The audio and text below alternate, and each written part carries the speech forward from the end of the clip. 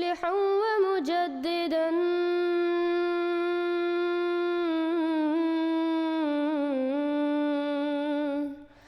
فارنوا بنظر طاهر وجناني.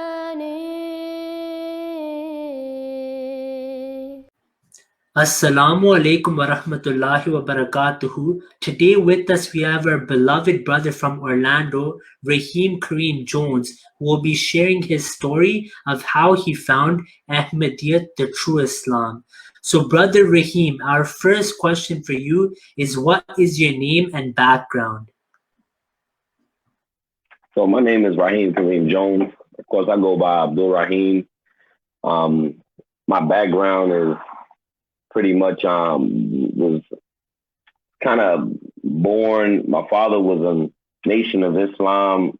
You know, he had came into Islam to know about Islam through the Nation of Islam when before I was born, and he named his kids, gave them all Muslim names, and you know, it was during a time where the Black community, you know, was really struggling, you know, and it was kind of like a guidance for them as youth and young. So I still have one uncle who he's a practicing Muslim, but my parents both are now deceased.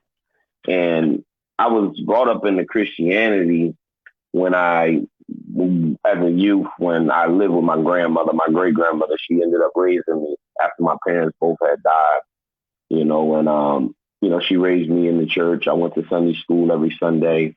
Even during the times when she couldn't attend church, she would send us and she would say, hey, you know, you guys can take the car and you can even go to church.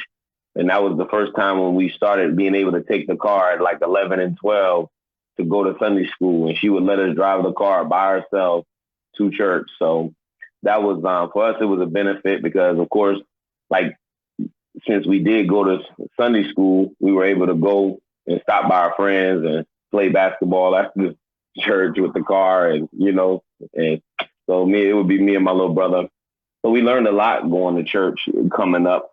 Learned a lot, things that I still hold on to. A lot of the lessons that I still hold on to until this day, that I still share with people, especially my Christian friends, and they say, "Wow, you know, even as a Christian, sometimes like."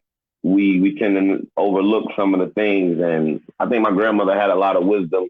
So she was kind of able to give me what it was called with that old time religion, which was just about the heart and the soul and, you know, doing good to each other.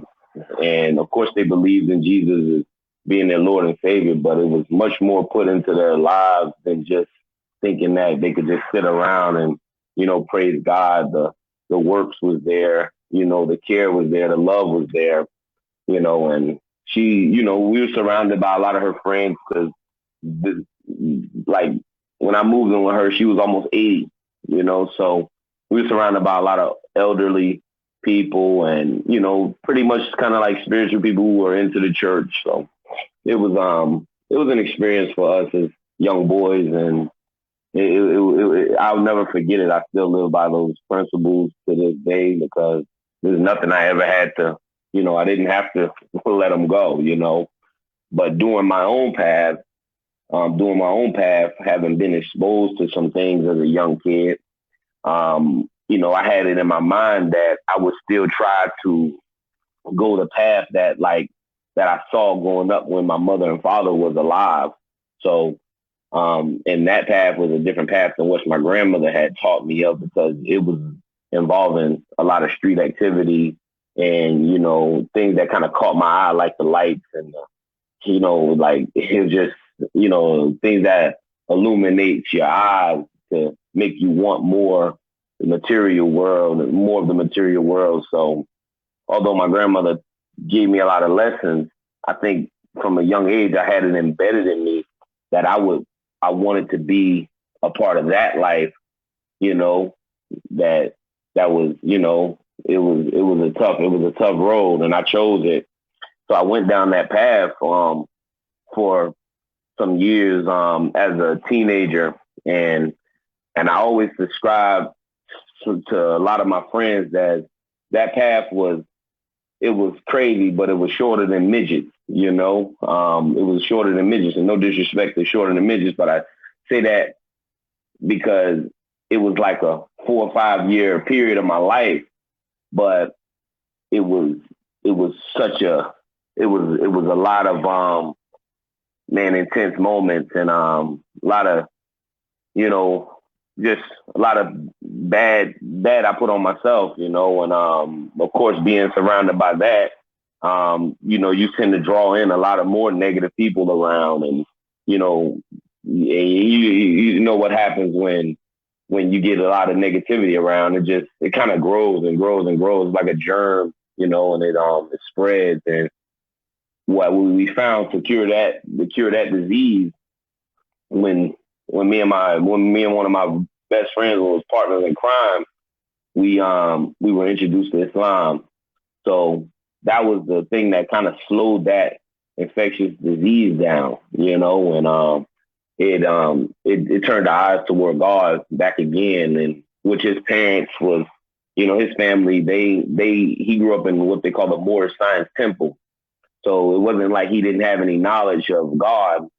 It wasn't like I didn't have any knowledge of God, but we had kind of, as youth, misguided youth, we had led ourselves to believe that we would do this one day once we profit enough in the, you know, in the world in which the way we wanted to live it, and, you know, have as much fun as we wanted to have. So it was short-lived. And we thank God every day that it was short-lived. It was unfortunate for some of the families whose lives we affected during the times of during that time and that period. But, you know, I don't say but as a negative, but for me, you know, I think it turned out good. And as far as some of the others, I see that it took them further away from, you know, from God. And, you know, some of those people I was never able to, you know, get back or bring back. And some of them actually even lost their lives in the process of me even doing my transformation, you know. So we kind of knew once we were introduced to,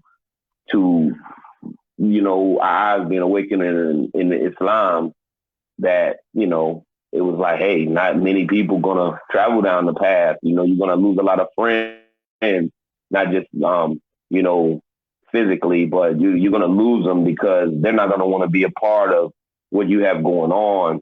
And for us, you know, it didn't deter us. We just kept going. So when we were introduced to Islam, it was under the school of Jafariya Ibn Ashari, the Shia.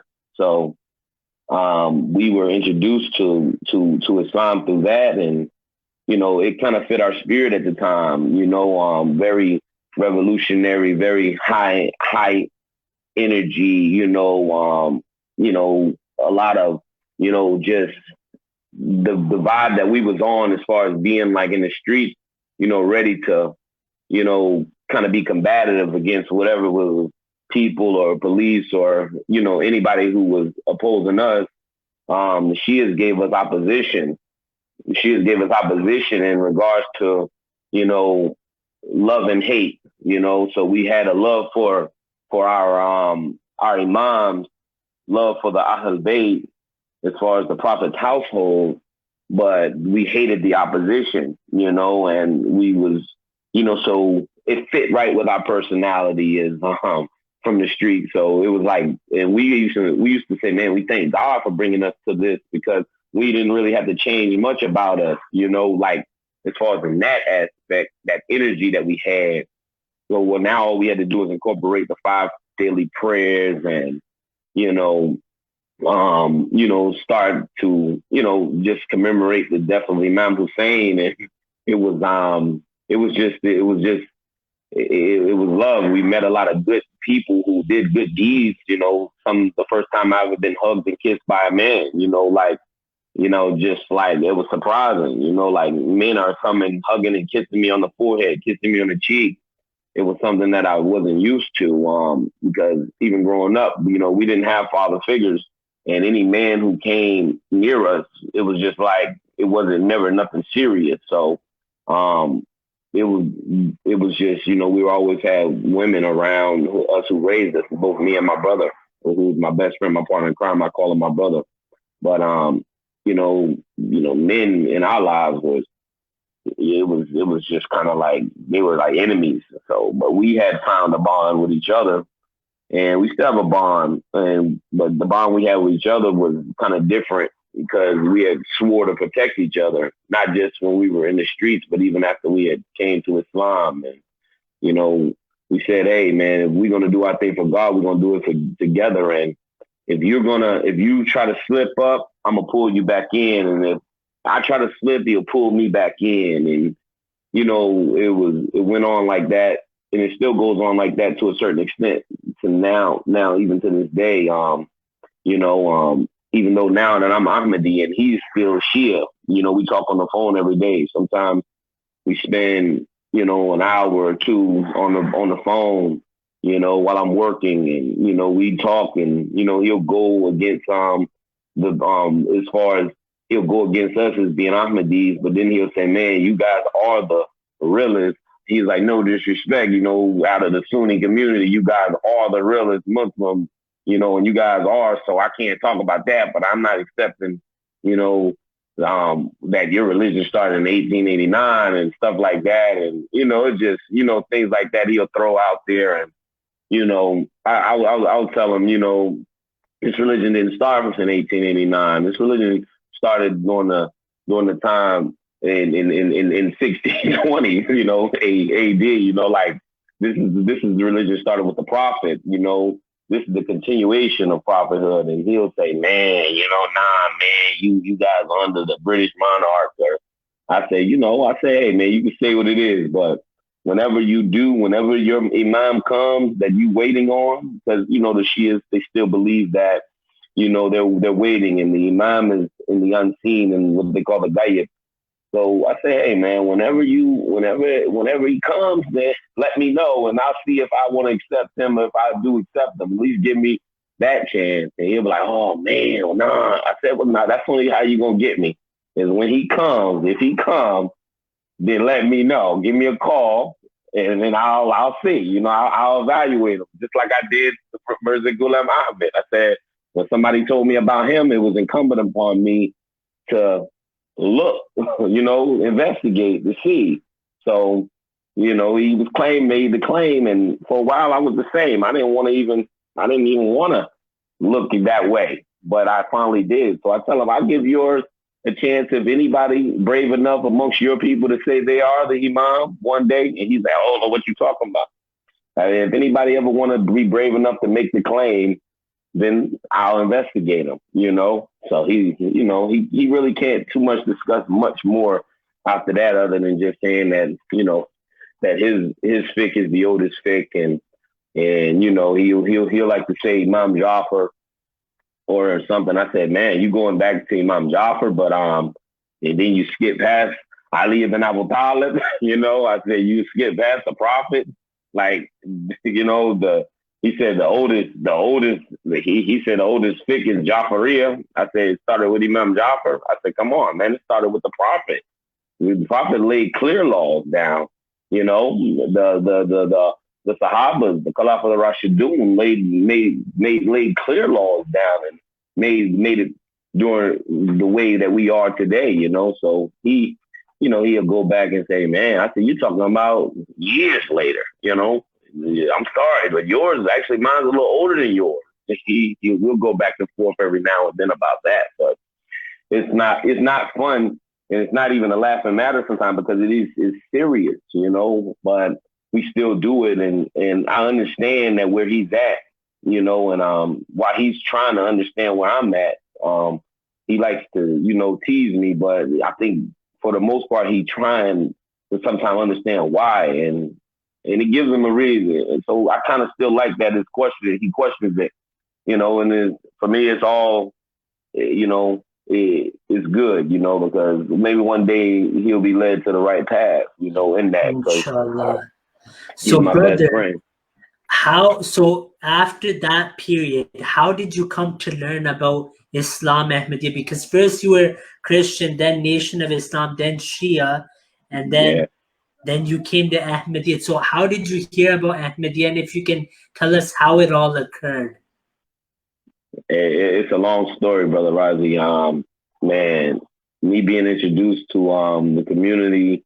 Honestly, I was what they call stone cold Wilayat. I was on the stone cold Wilayat. You know, when you following Imam Khamenei, you know, Ayatollah Khamenei, and I used to didn't want to hear much about other stuff, but I didn't dislike other Muslims. You know, I never disliked other Muslims. I always respected my brothers. You know, when I came into this, I looked at all the Muslims as like, hey, you know, wow, y'all my brothers. I don't, you know, I don't see I love y'all, you know, and I was married to before to someone who had converted during the same time that did my conversion, and you know that journey was, you know, it was a long journey, about 5 years, and we ended up having children, and unfortunately that marriage ended in which during a certain period of time, I was taking care of my kids, you know, by myself as a single father, and I had a nanny who was gonna stay and live in the house with me, you know, and you know it lasted for maybe a week or two, or you know, during the time once I brought my kids back and her actually living with me, and she said, "Brother, you need to get married. You know, you need to." Get married. And I said, no, no, no, I don't want to get married. I told her, I said, well, let's get married. Maybe you can get married. She said, no, brother, I have somebody who proposed to me and you're young, you know? And I said, oh man, you know, like at the time I was really looking like I was just a sad father. I was like working 2 jobs. I was in the firefighting school, being as a volunteer firefighter, and, you know, I really like, you know, I really took on by myself, like, you know what, I can do this by myself. But even other people would tell me, man, you need to get married. And I said, nah, I'm not gonna get married, you know, like.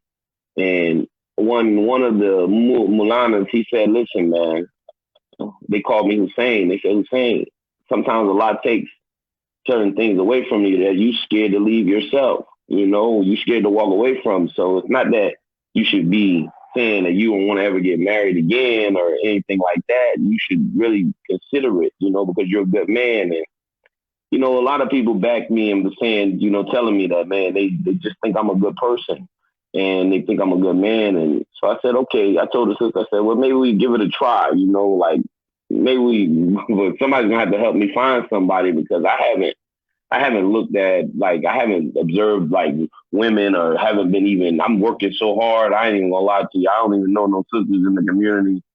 So I said, you know, so she said she will help me pursue to find, you know, someone. And I said, I said, you know what? She said, you have anybody in mind? So I went, you know, trying to, in my best of thoughts, think about maybe someone who maybe I had observed, and just by luck, I one of the people who I did observe, I had saw maybe 2 or 3 times in my whole life, and only just by appearance. You know, I don't know anything about them, but the person who I did observe happened to be an Ahmadi Muslim, and she was just going around the Sunni community, and she was a part of, like, just a good sister in the community. And you know, a lot of people would think that maybe she was a part of the community that she was actively in, but you know, on the low, she was an Ahmadi Muslim, you know, and she was just all for the spirit of helping and, doing good, which what we're taught now as far as an Ahmadiyya. So, and you know, it just happened to, you know, happened to basically have the sister talk to her, and she said, hey, it's a brother maybe interested in getting married. And she said, no, no, no, no. But, you know, I don't know why, because I'm thinking no, but I don't know her real reason why she want to say no, you know. And for me, you know, I'm not like bad looking, or I don't think I am. So I'm like, man, maybe she like don't want to, like, I don't know what's going on. And she don't, like, you know, maybe want to, like, maybe be with me. So I'm like, I'm here. I want to work. I want to do everything for her. You know, I don't have to worry about nothing. I'm ready to give her the world. way. I mean, just to, like, just the jokes aside, all jokes aside, but the sister was pretty much I didn't know at the time, but was Ahmadi, and she kind of kept her faith to herself in regards to it being in the Sunni community. And I had opportunity. She had a opportunity to for her to help me because she had told us. So she said, "I want to get married, but I will if you need some help ever watching his kids or anything, I will I will watch them for him." And just so happened, it just happened to be like maybe a week or so after that. I was coming from Miami. I had nobody to watch my kids. I knew I had to be to work. I stayed in Miami at a conference for too long. You don't want to leave those Muslim conferences, and I was heading back like early one morning. I had to be to work like I think about 7 or so, and I was late for work even that morning. But I called the sister and I said, "Sister, could you watch my kids for me?" And I was on the highway, trying to jet from Miami back to Tampa, and I dropped my kids off with the sister, and she was a complete stranger. And I didn't, and, they had never seen her. And I dropped my kids off, but that day was, that day was a hectic day for me because I had to go to my other job as well after work, and it was kind of a long day, and the kids was there, and when I did come, the kids was all good, and I had to go back to work, and she said, "Man, what time you get off of the next one?" I think I was like 11, but I got there late, and the kids was asleep once I got there, and she said, "No, they can just stay here for the night." And I'm just like, "Wow, you gonna like, I'm there to get my kids," but she's like, "Man, they sleep and they can just stay here, what you got to do tomorrow." I got to go to work at like 7 in the morning again. So now it's like they're gonna be there with you again, if she's agreeing, because I'm unorganized. I'm like, it's like, man, just every day by day, I got to find somebody to watch them. So she really took a burden off of my chest at that moment. And, I would, after even that day, I would always say, "Sister, you sure you don't want to get married?" Like, you sure, like, you good sister. And her brother was living with her, and, just couldn't understand. I couldn't put my finger on what was different about him. With her brother, I can't say if he was he wasn't practicing at the time, but I didn't know much about him, but it's Tahir, but he had a good spirit and she had a good spirit. And, it was just like, wow, are you sure, like, why are we here? And she one day she told me, "You know what? Yeah, I'll marry you." But I never knew why. Like, I never kind of understood why. She's like, "You don't know why I ever, agreed to marry you." But she ended up just saying, "You know what? I will marry you." And I just thought maybe it was just because, like, maybe it was just like tired of me asking, but it was like, she said she kind of felt my spirit and she actually believed in me in regards to, that I was a good person and that, maybe not to change me, but hey, it's like this guy's got a genuine heart, maybe. And I knew she had a genuine heart. So, after a while it was like, "Hey, I'm an Ahmadi Muslim." And I'm like, "Oh, that's good. That's Sunni, right?" I was like, "Yo, it's okay. I'm Shia." She's like, "Yeah, but like," I was like, she's like, "No, like, I believe in the Mahdi." Like, I was like, "Oh, what? That's perfect because I believe in the Mahdi." And, it was just like, no, she's like, "No, but you guys don't believe that he came. We believe he came already." I'm like, "Hold up now, cut it out. Stop it." It has to, you got to draw the line there. The man is in the Gaia. He's in the unseen, and, he ain't revealed himself yet. Like, listen, man, he's already come and gone. And he's already come and gone. Hold on, what you mean come and gone? Like, he came and where he went? Back in the Gaia? Nah, man, he passed away. Hold up. Now you talking about the Imam that died. Like, cut it out. Like, because even as a Shia, you like, the Imam has lived forever. It's like he's been living over 2,000 years, So it's like, come on now, you talking crazy if you thinking he didn't die, because he's the one who's gonna. When he was born, he went into a cultation, and he's gonna last into the end of times. So there ain't no dying. It ain't happening. So she would say, "Man, you need to really start studying your religion." And, we would do a little debate. She was like, "Man, you really need to start looking into it." But a lot of things, logical things that she would say, I kind of didn't want to listen, and I would kind of let it soak in. You know, I would try to, man, like, nah, it can't be right. Let me go look up this book I have, you know, and I'll come back, I'll look at the book, and I said, man, this don't sound right according to what she talking about. Like, this thing sound like a little far fetched, like on some make believe, you know. And eventually, things just started sounding a little more make believe because I was reading one book, and I think it was called Hayatul Qulub, and they would say, man, you got to be careful with those books. Like one of my own and Shia brothers was like, you got to be careful. This is a Shia book. So they like, you got to be careful with some of them books because those guys be writing those books. They be exaggerating sometimes. I'm like, what you mean they be exaggerating? Why y'all gave me the book then? Like not him, but why do I have this book in my collection?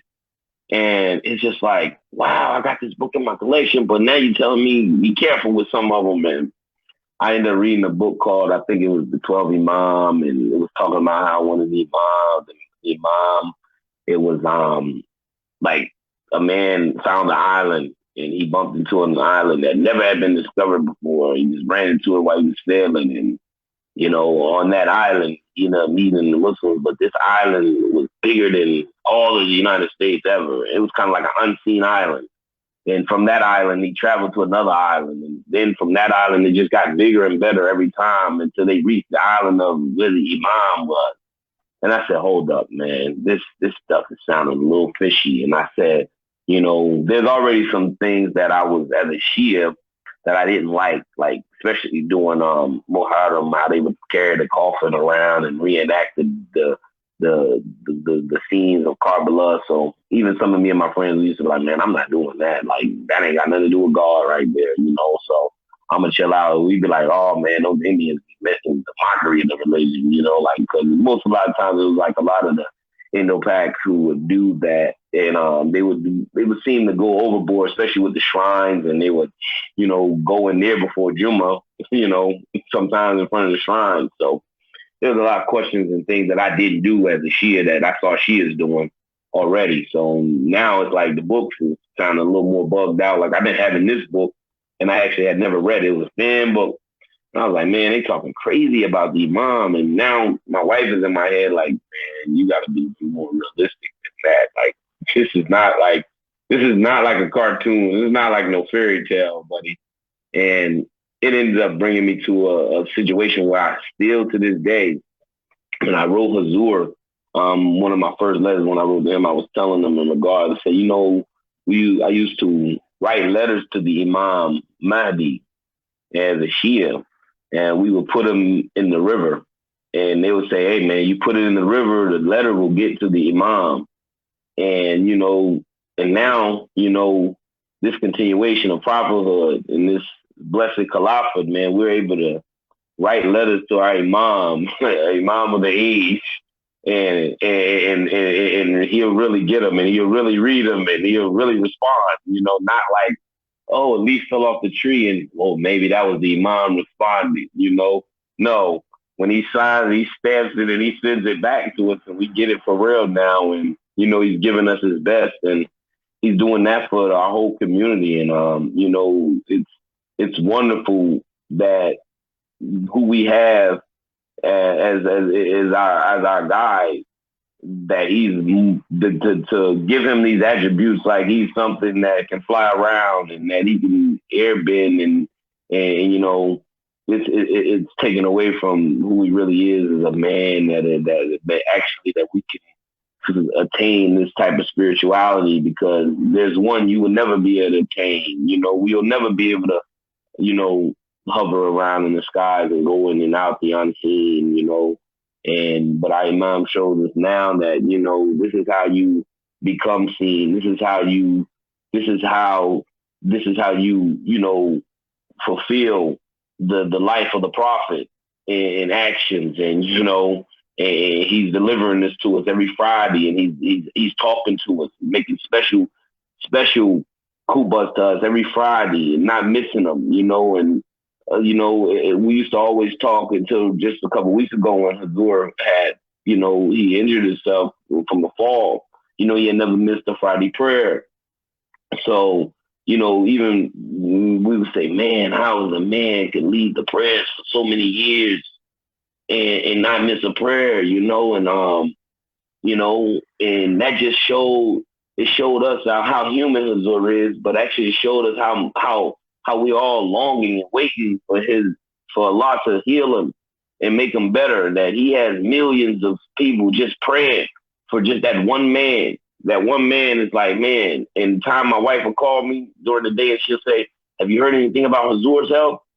And this is another thing that makes me know just how divine it is in regards to Khilafah, because it's like my wife is asking me about how someone who is miles away, doing. This is not regular. The man, like my brother say, he's the man who wears the turban on his head. Yeah, the man who wears the turban on his head. He got millions of people wondering, how is he doing? Has he gotten better? When is he going to be able to come back and do the prayer? Like, when are we going to get some guidance from the Lord? What did the doctor say? What happened? How did he fall? And we're all like hurt when our imam is hurt. We're all feeling that pain. We're all feeling that. And, it's unfortunate that they don't have it, So I tell everybody, if this is the reason why I'm here, you find something that can replace that. You can find some true love that can replace that. Then, we'll investigate it. We'll look into it.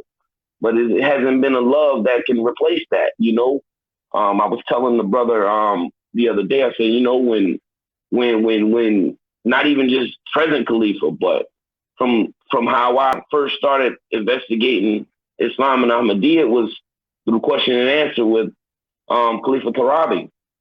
And I would just look at him and say, wow, I had no connection with President Hazur, but I had a connection with Khalifa Tarabi because I loved his style. I loved how he would just break down the question and answers, and it, when I watched 4 Days Without a Shepherd, it was like I lost them, this was in my time, it was like we, people like us who converted to Islam, like, man, I feel the pain. It was like I lost them too, so, it's deep. And, I've heard so many stories, and my wife, she grew up in the community, and, she was blessed and fortunate to be able to meet them, and actually have multiple meetings with the Khalifa, because how active her dad and how active the Dayton Jamaat was, had a chance to meet Khalifa Tarabi before he was the Khalifa, and, the Khalifa ride in her dad's car, like, it's just amazing stories that you hear, and you say, man, as a Shia, I used to want to be a part of the 313, and I said, man, I still remember the day when I saw Hazur in person for the first time, and he was coming to Dayton, and that day, we were waiting. It was like the trip kept getting delayed, and that day we waited on the street. Everybody held their post, and it was just amazing because it was like nobody's getting tired. Everybody's waiting on Hazur. We waited hours. He was supposed to come in the morning, and he didn't even come until almost night. And we were just waiting. And one of the Mulanas at the time told me, "Stand right here. I want you to stand right here." And in that spot where I was standing with me and one of my other brothers, Muhammad, Abdul Halim, and there was a brother by the name of Sohail Hussein, and he was standing right there with us. It was like three of us, and we were all converts. He told us all to stand right there. And when Hazur car pulled up, we happened to be right there, and it was just amazing because, that day I saw what being a real soldier was, not that you were ready to, actually physically have to defend and prepare to if you had to, but just to be able to stay in your position like you were told. And that's what's being, when we say we hear and obey, we hear and obey, and we just held our position. We waited the arrival of our beloved. And it was just amazing, man. It was amazing. The days that was coming, it was so intense, and everybody just, you could feel it in their heart. And I was new then. But that day made an impression on me. And I said, wow, I told my brother, I said, he said, man, wow. I said, man, I've never experienced nothing. I said, I wish you could have been there with me. Like, bro, we was in black and white, militant, just things that we always was ready to do as Shias, but never had that type of opportunity, like on that scale. like, wow, man, like I wish you could have been there with me, man. And, you know, and it just taught me a lesson like, man, we wasn't worrying about if someone was going to attack him, but we was just wanting to be there to, just see him and just, you know, play the part. If somebody told him to get him a glass of water, then that was being a soldier was. Get follow Hazor. Hazor turned to the left. People was literally like, Hazor going to the right. Man, let's go. And it just made it was a good day, man. It was the most blessed day I've ever felt. And then actually to have the opportunity to meet him in a Mulakat was even better, And it just, that was an eye opener and an experience because, I looked over to at that time, I said, man, I humbled myself after that day because I saw Sohail Hussein. Sohail Hussein taught me something that day. He said, man, he was just looking and he was very quiet. But he ended up telling me, like, he used to be a Shia Muslim as well. And he was just small. It was like, and I'm short, but Sohail Hussein is just like slim and small. And I was like, man, this guy's raised like, he's probably like the most warrior out here because he's not saying nothing. He's not talking mostly the whole day, just waiting. And he looks like he's like praying all day. He's not really speaking much. And I said, wow, man, I wish I had that type of control. So he taught me a little something just in that, just how obedient even he was, just like there's levels to this, and I saw that he was at an even different level. And, it was a game changer for me. And I was proud that I had accepted the community at that time because the next day when I did decide to have a Molokat, I told Hazor, I said, yeah, I'm a new Ahmadi. I just became Ahmadi. He said, no. He said, man, you look like a long time Ahmadi. And that thing resonated in my mind as a comfort to my heart because I had just accepted. But at the same time, I wasn't realizing the wisdom that our beloved had just spoken to me. And until years later, and I told the brother in the review of religions the same thing. I said, I didn't realize that until years later, that one liner that he said to me was no, you like an old time Ahmadi. I said, because one of the imams kind of explained it to me years later. He said, listen, you need to own this religion. All that convert business. You're a Muslim. You need to take ownership. We don't go around talking about this convert business. You're a Muslim, you're Ahmadi. And that's when the responsibility comes in. You can't go around keep saying you convert this and convert that, but you have to take ownership and responsibility. And Hazor basically had told me, take responsibility, take that ownership. Who you are, you an Ahmadi. You ain't this thing, you've been that in your heart, and it just was, his guidance was continual. It just wasn't just for that day. It was a continual guidance that I didn't even really kind of captivate until years later. That even and then when I did find out, it gave me comfort again in my heart. That wow, the wisdom behind our beloved Hazor, and how he deals with, us, and I understand that how he's rightly guided, and, nobody can tell me anything different because we see stories, not just on my account. I hear account after account after account, real life people telling the same type of stories that the effect. This stuff is not made up. You can't make this type of stuff up, Brother Razi. You can't make this type of stuff up. You have to experience it, Yeah, brother, that was mashallah really inspiring. I want to ask you one more thing so if someone was to ask you how has Ahmadiyya changed your life and how can it change their life, what would you say to that? Man, Ahmadiyya has changed my life for 100%, like not 100% yet, I'm trying to get there, but changed my life for the better, like a total turnaround as far as the type of person that I was, even being a Muslim. I was a good Muslim, but some people would say, hey, man, you look like you want to fight somebody when I was Shia. But now that I'm Ahmadi, it's like, wow, this guy don't look like he'll bust a grape in a fruit fight, and it's like, so it's kind of, I take that, I take that as a compliment, as far as the stance that, what it did to my character. It taught me a lot about sacrifice. It taught me, Ahmadiyya taught me just how to look at this religion with during the way the prophet looked at it, where the prophet saw it in the eyes of prophethood, how to observe Islam and how to observe the tenets, not being just so difficult, not being such a harsh religion, but Islam is much more greater than that. And I see only through Ahmadiyya that is the way that we actually get it, And we have our own shortcomings, but honestly, with the continued guidance every week, and our continual efforts in our community to build a structure the way it has, man, it's hard to break a brother down. It just makes us stronger.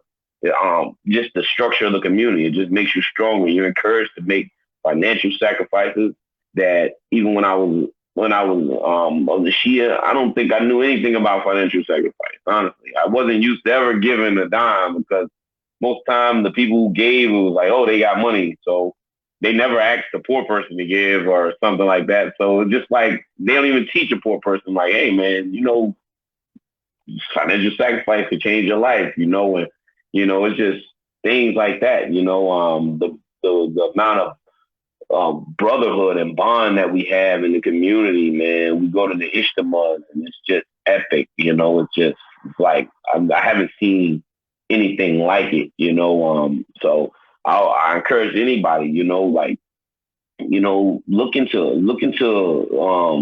Ahmadiyya, the true Islam, compare it with your other sects, compare. That's what I did. I had to take book by book and set it side by side and read even their Qurans. I mean, honestly, like, I'll read our Quran and I'll see worded slightly different, and I'll look at the Arabic and I think, wow, ours is really talking, saying what it's supposed to say. And I see that other people kind of add words or take away, even in the Quran. And,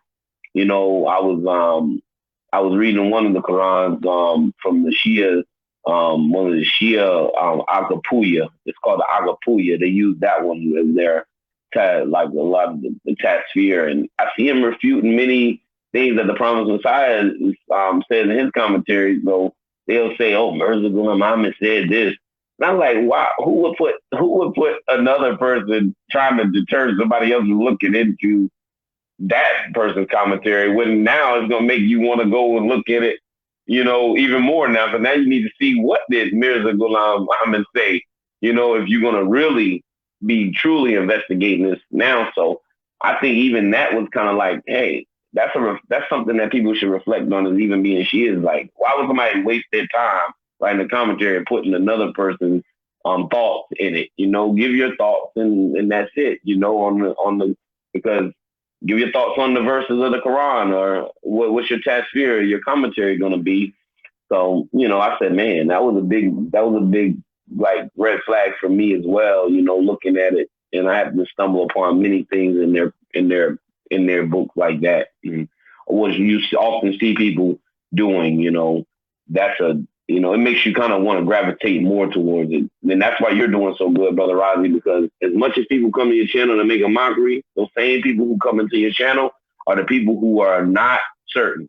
They are the ones who are really not certain. If they would never come to your channel. Honestly, it wouldn't be even a thought. Why entertain?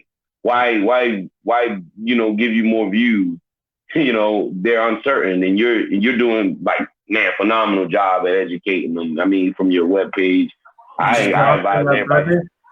So, man. I advise everybody to go to Ahmadi Answers, man, and study, man. Let's end with the last question. So basically, if you were to advise the viewers to read a certain book of the Ahmadiyya Muslim community which had a great impact on you, which book would that be?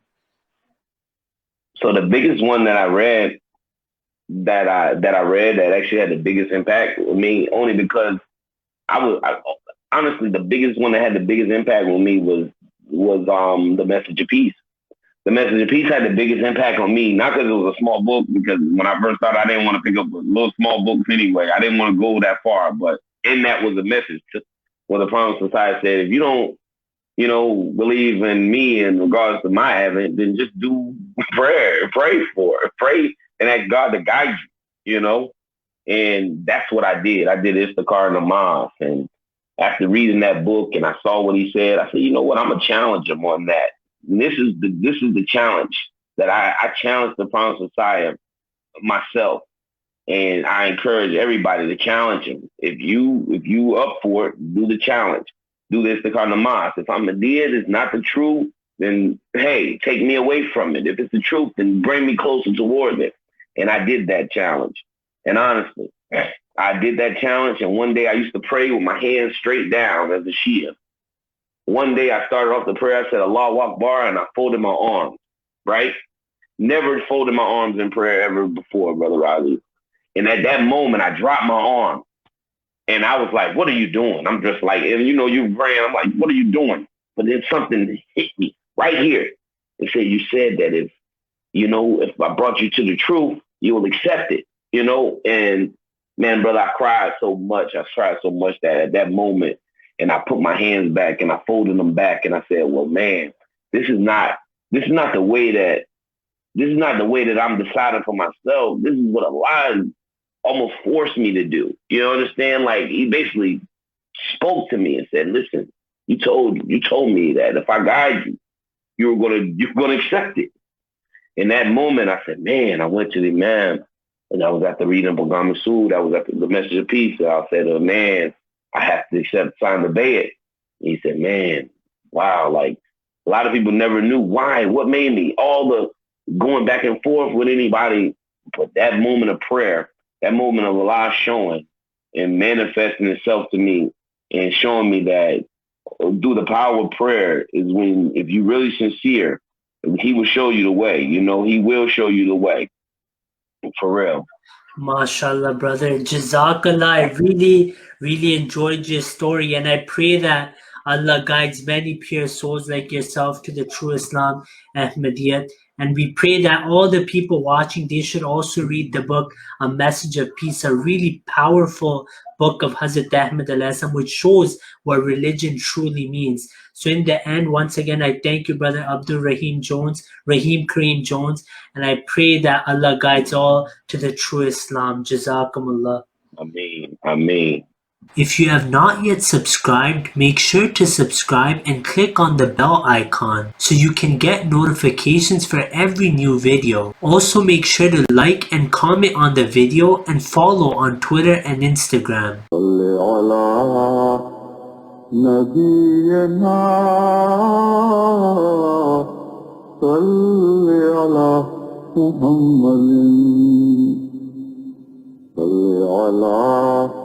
سفينا صل على محمد